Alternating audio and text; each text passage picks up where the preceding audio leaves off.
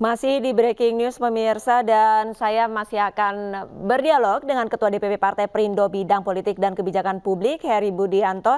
Pak Heri, tadi Anda sempat menyampaikan kalau bisa Pak Jokowi ini tidak hanya sekali mengundang makan siang ketiga cawapres, kalau bisa beberapa kali. 3 bulan lagi ini masa pemilu. Idealnya berapa kali harus melaksanakan undangan makan siang atau mungkin makan malam kepada baca pres ini agar kondisi politik di Indonesia ini tetap kondusif, Pak Heri? Ya, saya kira dengan waktu yang tersisa, yang tinggal 3 bulan ini, Mm-mm. 1 bulan 1 kali itu sudah cukup, Mbak ya, untuk Presiden menunjukkan kepada partai-partai politik, menunjukkan kepada masyarakat bahwa Presiden betul-betul berada pada posisi netral. Jadi dengan adanya pertemuan dan makan siang hari ini kan adalah bagian bagaimana kemudian Presiden ingin menjelaskan kepada masyarakat bahwa Mm-mm. memang Presiden ini tidak mendukung pada salah satu calon. Nah, kalau ini digelar 1 bulan sekali, entah itu makan siang dan makan malam, saya berkeyakinan ini ya, nanti suasana politik kita akan cair gitu. Jadi pesta demokrasi yang kita jalankan itu betul-betul rileks gitu ya, tidak kemudian menimbulkan rasa curiga, menimbulkan kemudian perasaan-perasaan bahwa presiden ini tidak netral dan presiden kemudian mendukung salah satu calon. Dan kalau sudah ada tendensi seperti itu ya tentu saya kira menjadi kurang baik. Nah, kita sekali lagi saya katakan kami di TPN mendukung ya, kemudian memberikan apresiasi yang positif pada presiden. Apa yang dilakukan hari ini adalah upaya-upaya bahwa presiden betul-betul ingin berada pada posisi yang netral sebagai kepala negara dan kepala pemerintahan. Dan kita juga tahu ya sebelumnya presiden pernah mendukung atau mendukung Pak Ganjar, lalu kemudian Pak Prabowo, dan terkesan ada berjarak dengan Pak Anies. Nah, saya kira dengan adanya pertemuan ini dan nanti setiap bulan menjelang pemilihan presiden dan pemilihan legislatif itu dilakukan dalam 1 bulan 1 kali, ya masyarakat akan semakin yakin bahwa presiden betul-betul bisa menjadi penyejuk di dalam kontestasi politik. Dan menurut saya ada hal yang jauh lebih penting lagi gitu ya. Apa itu, Siapapun Pak? yang terpilih dari Mm-mm. antara ketiga ini nanti, Mm-mm. apabila komunikasi politik ini dijalankan dengan baik, maka apa yang sudah dilakukan oleh Presiden Jokowi selama 10 tahun juga akan lebih mudah mengkomunikasikan kepada pengganti siapa nanti yang akan menggantikan Presiden Jokowi pada periode berikutnya gitu. Berbicara mengenai komunikasi politik, Pak Heri, ini kalau kita tarik mundur ke belakang, apakah ada presiden-presiden sebelumnya yang mengundang makan siang para baca pres ini ke istana selain Pak Jokowi? Ya, saya kira Pak SBY juga bagus ya kemarin waktu masa transisi ya, ketika beliau menyelesaikan masa 10 tahun kepemimpinannya. Saya kira ada beberapa poin-poin penting yang pernah dilakukan oleh presiden-presiden sebelumnya juga sangat baik. Nah, kalau kita lihat misalnya dari Bung Karno ke Pak Harto misalnya ya kan memang tidak ada seremonial karena memang situasi negara ketika itu setelah G30 SPKI, adanya Super Semar, lalu kemudian dari Pak Harto ke Pak Habibie juga tidak soft ya, kemudian Hmm. dari Pak Habibie kemudian Gus Dur ke Bu Mega dan seterusnya. Saya kira Pak SBY sebelumnya juga tradisinya juga bagus gitu. Dengan Pak Jokowi melakukan hal yang demikian ya, paling tidak bagi kami di TPN ya, Pak Jokowi dengan mengundang ketiga orang calon presiden ini, kami berkeyakinan bahwa Pak Jokowi bisa ya menempatkan diri sebagai kepala pemerintahan dan kepala negara, dan harapan kami betul-betul kualitas daripada pemilu legislatif dan pemilu presiden yang akan datang itu jauh lebih baik. Dan saya kira memang tuduhan-tuduhan kepada Pak Jokowi bahwa Pak Jokowi mendukung calon tertentu, dengan komunikasi politik yang dibangun, paling tidak ada upaya dari Pak Jokowi untuk menetralisir keadaan seperti itu. Baik, Pak Heri, selain Pak Heri ini kami juga terhubung dengan pengamat politik Yunarto Wijaya. Selamat siang, Mas Toto. Halo, selamat siang.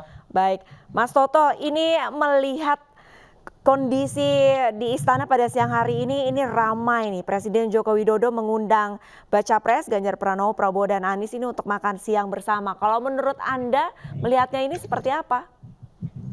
Ya, harus diapresiasi sebagai sebuah simbol politik. Presiden menghadirkan 3 capres yang sudah mendaftarkan diri ya, karena apapun itu dalam konteks simbol-simbol politik ini beliau harus menunjukkan dirinya sebagai kepala negara di atas semua kepentingan politik. Ketika akan bertarung dalam waktu dekat menuju masa kampanye. Walaupun ada beberapa catatan kritis, jangan sampai kemudian simbol-simbol dan gimmick-gimmick ini kemudian meniadakan perbincangan mengenai hal-hal yang substantif yang kemudian sekarang menjadi sorotan. Suka atau tidak, keberadaan seorang anak presiden yang dimajukan jadi cawapres, ya tentu saja itu dianggap melanggar kode etik dan menimbulkan spekulasi bahwa secara psikologis tanpa perintah pun bukan tidak mungkin akan ada upaya-upaya dari aparat, dari pihak-pihak yang berada di dalam kekuasaan itu untuk kemudian menurunkan kualitas dari pemilu. Jadi jangan sampai kemudian kita mensimplifikasi bahwa presiden sudah pasti netral hanya dengan mengajak makan 3 sosok tersebut. Pengawasan tetap harus dilakukan karena proses munculnya Mas Gibran selain karena kode etik politik kan itu juga melalui proses yang cukup kontroversial, keputusan hukum yang kita tahu dari awal sudah banyak kritik terkait dengan harusnya ini menjadi open legal policy, belum lagi potensi konflik of interest dari Paman Gibran yang adalah ketua MK. Hal-hal yang selama ini jadi spekulasi kan memang belum bisa dibuktikan, tetapi hanya bisa dibuktikan apakah anggapan itu salah atau tidak ya dari proses-proses yang akan kita lihat ke depan. Misalnya, apakah bisa dipastikan kebijakan-kebijakan yang dikeluarkan oleh pemerintah ini sesuatu yang tetap bersifat normal atau akan ada kebijakan-kebijakan abnormal, kebijakan-kebijakan baru yang potensial disalahgunakan ya oleh pasangan yang dianggap menjadi simbol dari Pak Jokowi, dalam hal ini tentu saja pasangan yang menempatkan anaknya menjadi calon wakil presiden. Jadi kita harus apresiasi komunikasi politik yang dilakukan oleh Presiden Jokowi dalam konteks gimmick, tapi secara substansi ada sebuah kontroversi tetap menurut saya dengan restu Jokowi membiarkan anaknya maju selama beliau masih berkuasa. Terkait pengawasan dan intervensi kekuasaan, pemilu yang jurdil, itu urusan yang berbeda. Tidak bisa kita nilai hanya melalui proses satu makan siang bersama-sama di antara para capres bersama presiden. Mas Toto ini tadi sempat berbincang dengan Pak Budi gitu. Kalau misalkan untuk undangan makan siang, kalau bisa selama 3 bulan ke depan ini tidak dilaksanakan hanya 1 kali, tapi kalau bisa beberapa kali. Nah ini supaya juga menyejukkan kondisi politik di Indonesia. Kalau menurut Anda, apakah memang diperlukan untuk beberapa kali lagi mengundang para baca pres dan bacawa pres mungkin? Yang dibutuhkan kalau menurut saya bukan makan siang yang sering-sering ya. Kepastian bahwa KPU dan Bawaslu itu bekerja sesuai aturan, bukan berada di bawah kekuasaan. Yang harus dipastikan adalah menteri-menteri yang kemudian masih harusnya bekerja secara profesional tidak terlibat dalam pemenangan. Kecuali memang dia sudah mendaftarkan dirinya menjadi bagian dari tim pemenangan. Kenapa saya harus katakan ini? Jelas hari ini sedang beredar ramai di WhatsApp grup video salah seorang wamen yang kemudian sudah menyatakan eksplisit akan membantu pasangan Prabowo Gibran. Dan itulah tugas seorang presiden, bukan dengan sekedar memberikan gimmick makan siang, boleh-boleh saja makan siang, makan malam dilakukan lagi. Tapi substansi dari kontroversi yang kita lihat dalam percakapan beberapa minggu terakhir kan terkait dengan bagaimana kepastian negara tidak bermain dalam kekuasaan dalam penyelenggaraan pemilu nanti. Jadi tetap menurut saya yang jadi substansi yang harus kita bedakan dengan gimmick politik yang hari ini dilakukan oleh Pak Jokowi, walaupun tetap kita harus apresiasi. Mas Toto, apakah gimmick politik yang dilakukan Pak Jokowi pada siang hari ini mampu meredam kontroversi bahwa masyarakat ini bisa dikatakan dikejutkan dengan pemilihan Gibran sebagai bacawa presnya Prabowo? Kontroversi ini hanya bisa terjawab ketika proses kampanye sudah berjalan, ketika kita melihat dalam seharian menjelang 14 Februari dari sekarang, itu tidak ada penyalahgunaan. Ketika hari ini Presiden makan siang bersama, betul sebuah kesejukan. Tetapi di hari yang bersamaan beredar Wakil Menterinya berbicara mengenai berpihak kepada pasangan Prabowo Gibran. Jadi dari situ saja kita sudah bisa melihat bahwa apa yang dilakukan oleh Pak Jokowi ini tidak bisa kita kaitkan dengan netralitas dari Presiden terkait dengan majunya anaknya. Itu yang kan selama ini menjadi kritik utama. Jangan kemudian dibelok-belokkan kritik terhadap Gibran adalah kritik terhadap anak muda, tidak ada urusannya. Kritik terhadap Gibran adalah kritik terhadap politik merah biru, tidak ada urusannya. Kritik terhadap Gibran yang membedakan dirinya dengan keluarga Clinton, dengan keluarga Kennedy di Amerika Serikat, itu adalah proses yang tidak lazim, adalah proses instan yang dilakukan dengan tidak lazim, mekanisme yang tidak lazim, pengambilan keputusan yang kontroversial.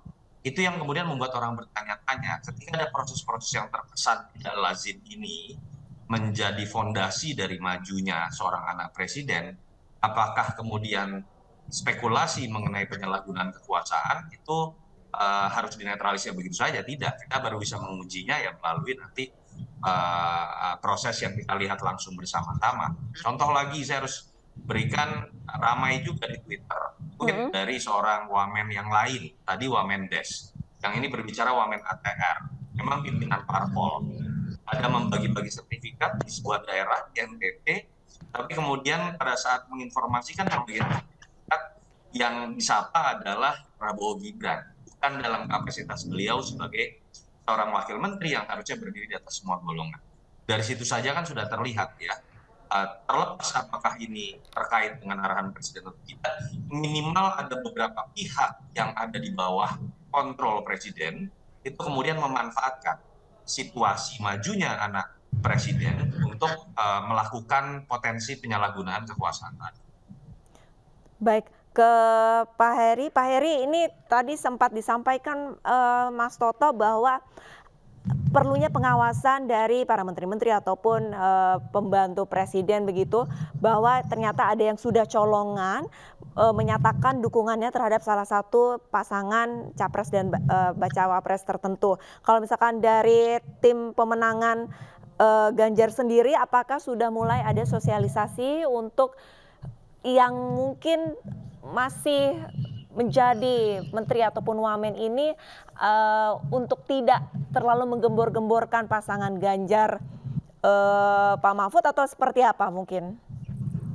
Ya, tadi kan sudah saya sampaikan ya, garis besarnya juga tadi dipertegas oleh Mas Toto bahwa presiden harus betul-betul berada pada posisi sebagai kepala negara dan kepala pemerintahan. Pemilu jujur, adil, pemilu bermartabat itu adalah hal yang kita harus laksanakan sesuai dengan amanat konstitusi. Artinya apa? Presiden ya harus betul-betul memegang komitmen itu. Gitu. Nah, kalau presiden memiliki komitmen memang betul-betul berada pada posisi netral karena beliau adalah kepala pemerintahan dan kepala negara, seharusnya pembantu presiden juga melakukan hal yang sama.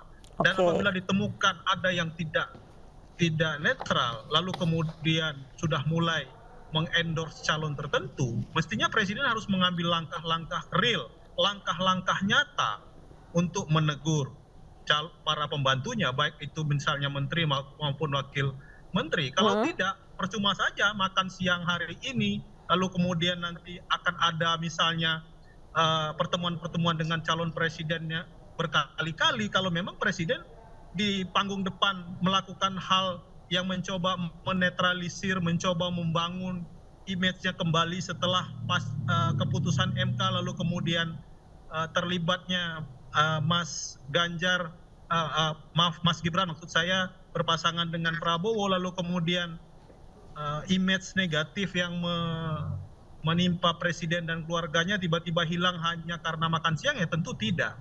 Jadi apa yang muncul di permukaan ini harus juga dibarengi dengan ketegasan presiden terhadap para pembantunya, begitu.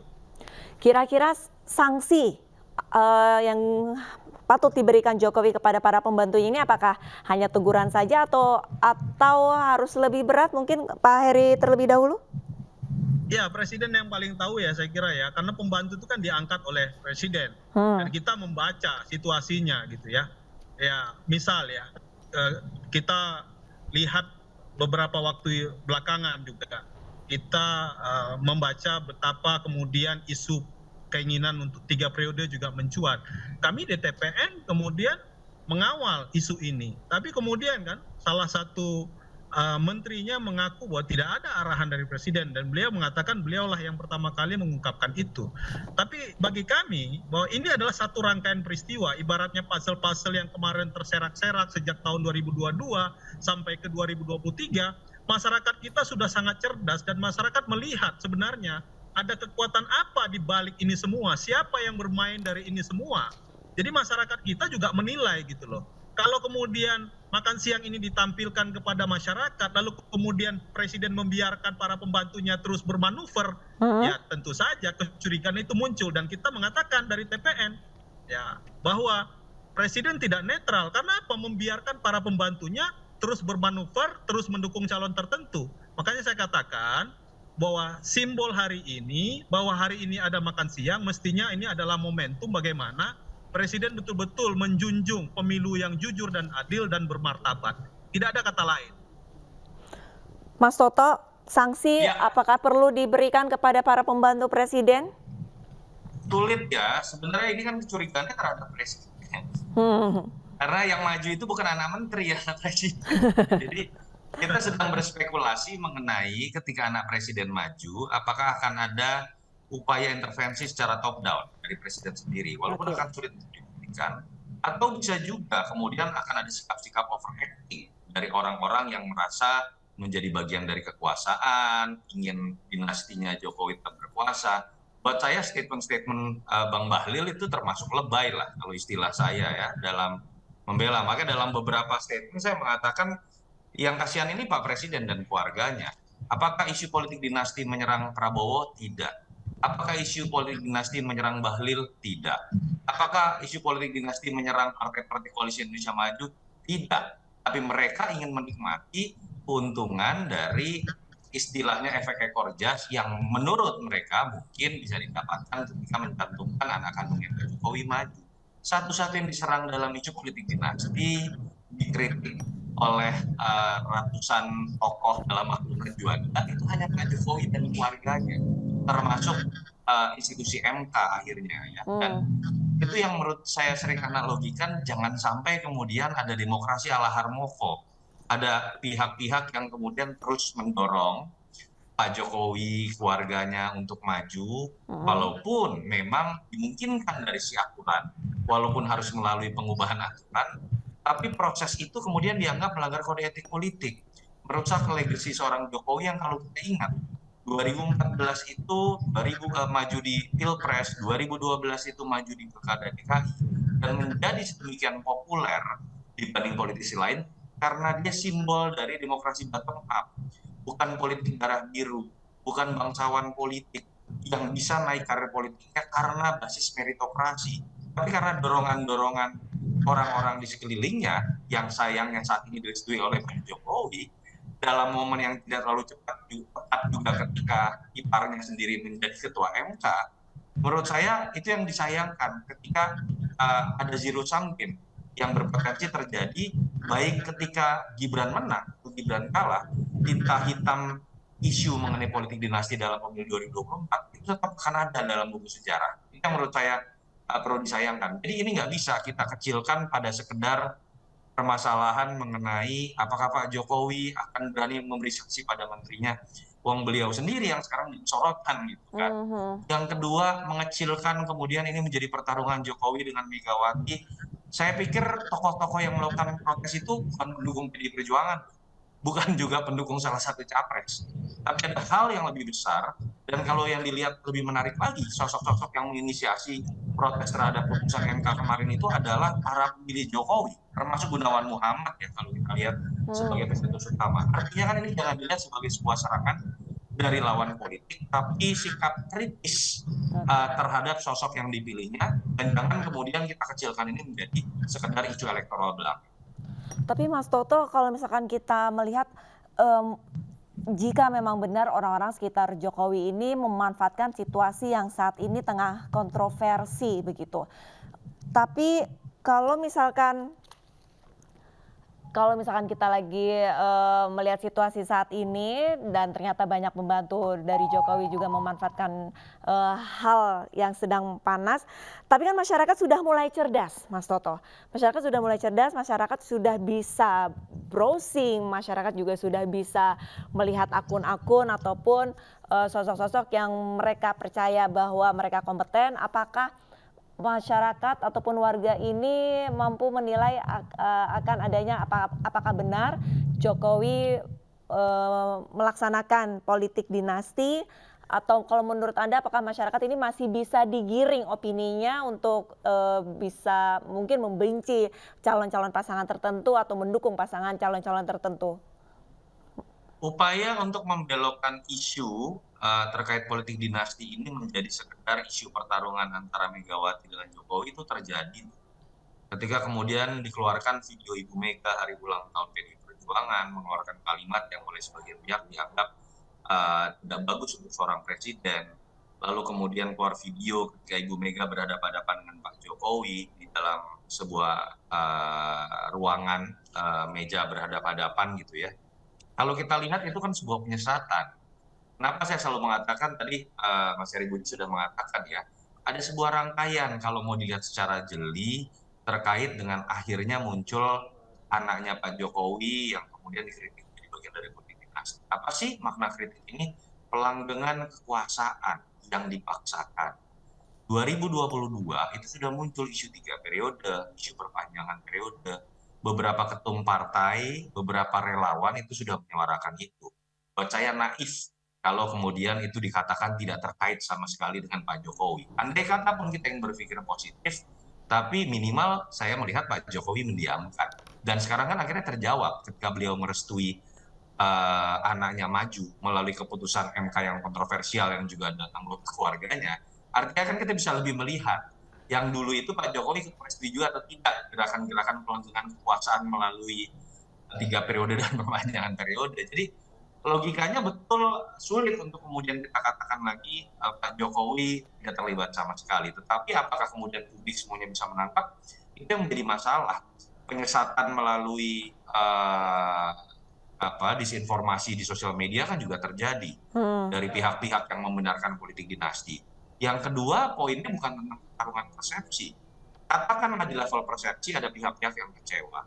Tetapi dari sisi elektoral, pertarungan ini kan bukan hanya ditentukan oleh persepsi, tapi juga bisa oleh mobilisasi. Mobilisasi itu selalu teorinya bisa dilakukan oleh pihak yang berkuasa. Apalagi kemudian bagian dari yang berkuasa itu adalah anggota keluarga sendiri. Disitulah menurut saya sih mengajak kalau perlu ada sebuah komite independen pemantau pemilu ya, yang seperti tahun 99 pernah ada namanya KIPP, diisikan oleh orang-orang yang selama ini sudah mencurigai bahwa pemilu ini bisa tidak netral, bahwa pemilu ini bisa diarahkan oleh kekuasaan tertentu. Dan disitulah menurut saya melalui wadah seperti itulah kita bisa menjamin keberlangsungan mengenai pemilu yang dicurigai tidak netral dan menurun kualitasnya bisa kita kawal bersama. Bukan hanya melalui makan siang gimmick seperti ini. Kalau menurut Mas Toto pribadi, apakah Jokowi netral untuk tidak memilih ataupun mendukung dari ketiga bacawa pres pada saat ini? Saya nggak bisa menilai, prosesnya belum berjalan. Tapi yang jelas proses yang direstui oleh Pak Jokowi dalam konteks majunya anaknya, lalu proses yang terjadi di MK, menyiratkan beliau merestui sesuatu yang prosesnya tidak benar. Saat ini masih berlangsung, Mas Toto, pertemuan dari ketiga baca pres ini. Kalau misalkan kita lihat, kenapa Pak Jokowi hanya mengundang baca pres dan tidak bacawa pres? Apakah khawatir isu akan adanya Gibran ini semakin memanas kalau Pak Jokowi mengundang bacawa pres? Kalau menurut Anda seperti apa? Ya itu pertanyaan saya juga. Kalau ingin mengundang semua peserta pemilu, membawa kesejukan, menunjukkan dirinya ada di atas semuanya. Peserta pemilu itu bukan hanya capres, tapi cawapres. Tapi beliau sepertinya mungkin menyadari, atau tim istana, ketika yang diundang adalah anaknya sendiri, optiknya jelek gitu kan. Dan itu yang saya sebut dengan resiko kenapa kode etik politik itu melarang. Mas Kode etik Toto, ya, bukan Mas Toto aturan. tahan dulu sebentar. Mas Toto, akan ada konferensi pers dari istana.